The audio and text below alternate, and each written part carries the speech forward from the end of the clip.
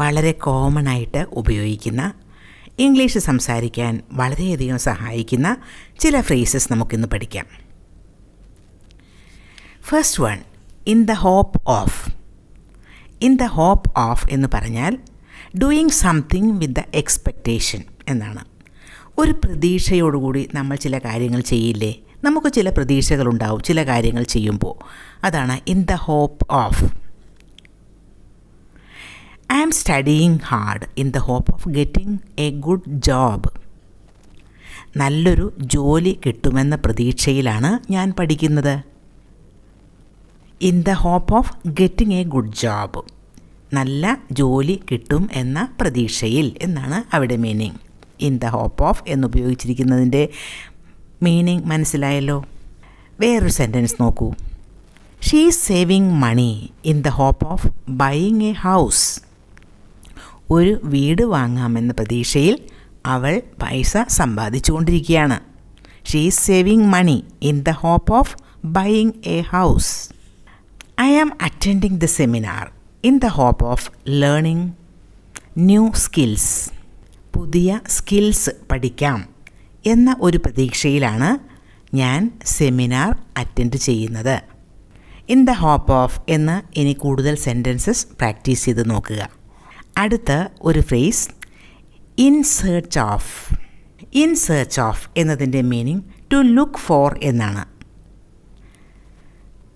In search of a job എന്ന് പറഞ്ഞാൽ ഒരു ജോലിക്ക് അന്വേഷിക്കുക എന്നതാണ്, അല്ലെങ്കിൽ ഒരു ജോലി തേടിക്കൊണ്ട്.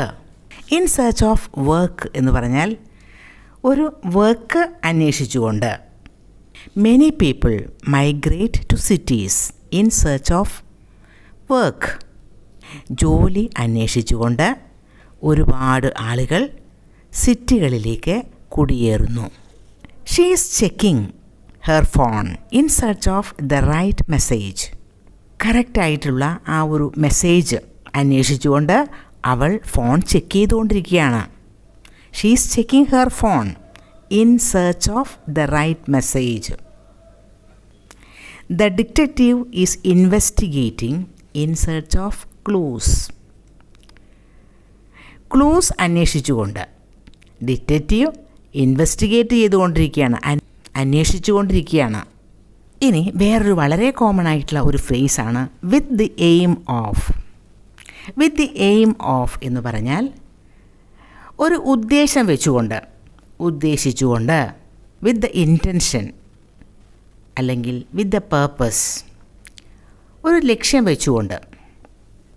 She wrote the book with the aim of helping beginners. തുടക്കക്കാരെ സഹായിക്കുക എന്ന ഒരു ഉദ്ദേശം വെച്ചുകൊണ്ടാണ് അവൾ ബുക്ക് എഴുതിയത്. She wrote the book with the aim of helping beginners. He move to the city with the aim of finding better job opportunities. കൂടുതൽ നല്ല ജോലി അവസരങ്ങൾ ലക്ഷ്യമാക്കിക്കൊണ്ടാണ് അവൻ സിറ്റിയിലേക്ക് മാറിയത്. He moved to the city with the aim of finding better job opportunities. I created the website with the aim of helping students learn English faster. Learn English faster.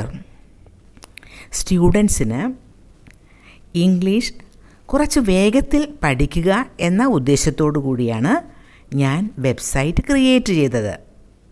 I created the website with the aim of helping students learn English faster.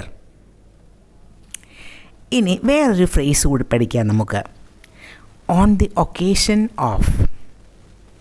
അതിൻ്റെ meaning in connection with, in the context of എന്നൊക്കെയാണ്. മലയാളത്തിൽ അതിൻ്റെ meaning അവസരത്തിൽ. On the occasion of Independence Day എന്ന് പറഞ്ഞാൽ Independence ഡേയുടെ അവസരത്തിൽ. In connection with Independence Day എന്നാണ് മീനിങ്. ഇൻഡിപെൻഡൻസ് ഡേ ആഘോഷിക്കുന്ന ആ ഒരു അവസരത്തിൽ. On the occasion of Deepavali എന്ന് പറഞ്ഞാലോ, ദീപാവലി ആഘോഷിക്കുന്ന ആ ഒരു അവസരത്തിൽ. The fire work display was organized on the occasion of Diwali. ദീപാവലിയുടെ അവസരത്തിൽ ഫയർ വർക്ക്സ് ഡിസ്പ്ലേ ഒക്കെ ഓർഗനൈസ് ചെയ്തു. The school held a special assembly on the occasion of Independence Day. Independence ഡേയുമായിട്ട് ബന്ധപ്പെടുത്തി അല്ലെങ്കിൽ അതിൻ്റെ ആ ഒരു അവസരത്തിൽ സ്കൂൾ ഒരു സ്പെഷ്യൽ അസംബ്ലി നടത്തി. A special stamp was released on the occasion of the company's 50th anniversary. കമ്പനിയുടെ 50ാം വാർഷികത്തോട് അനുബന്ധമായിട്ട് അല്ലെങ്കിൽ ആ ഒരു അവസരത്തിൽ ഒരു സ്പെഷ്യൽ സ്റ്റാമ്പ് റിലീസ് ചെയ്തു. ഇന്ന് നമ്മൾ പഠിച്ച എല്ലാ ഫ്രേസസും വളരെ യൂസ്ഫുള്ളാണ്. നമുക്ക് ഇംഗ്ലീഷ് സംസാരിക്കാനും ഒക്കെ വളരെയധികം ഹെൽപ്ഫുൾ ആകുന്ന ഫ്രേസസാണ് ഇന്ന് പഠിച്ചത്. ഇതൊക്കെ നന്നായിട്ട് പ്രാക്ടീസ് ചെയ്ത് നോക്കുക.